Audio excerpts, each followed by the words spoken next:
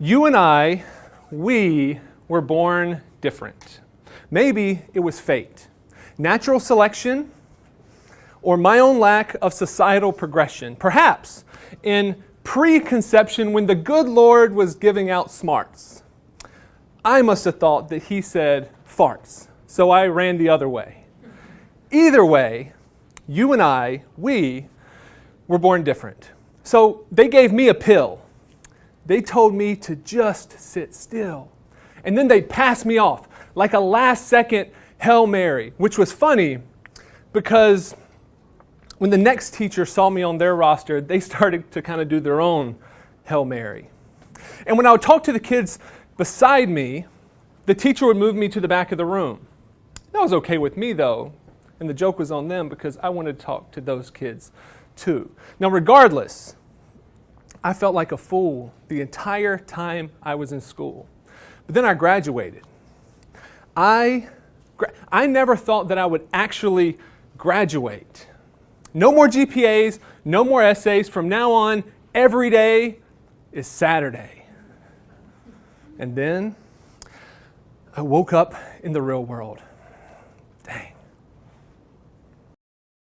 And the real world isn't like the movies.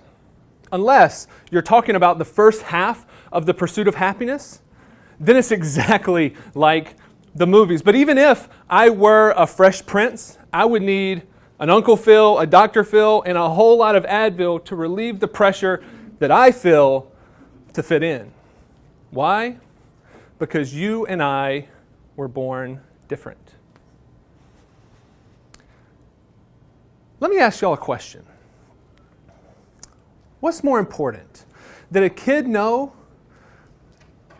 that the square root of 64 is 8? Or that every kid knows that they are innately great? Now look, I'm not trying to advocate or make a case to give a trophy to the kids that come in 8th place, but can we make one agreement today?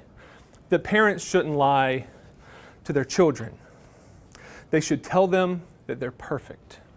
Because it's those of us who are willing to embrace our difference who tend to make the biggest difference.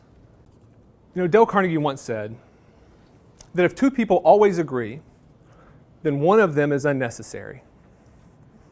Now let that sink in for a second. Now, it doesn't matter if we find ourselves politically on the other side of the aisle or even separated by thousands of miles. It's our stories that end up bringing us together. And I was thinking about a way to maybe explain the power of a good story. And the best thing that I could come up with is that a great story is like holding a prism to reality. Because when you look at something before the story, before you know the story, things look kind of black and white. But when you hold a prism up to the light, it exposes the colors and the intricacy that make up this beautiful thing that we call humanity.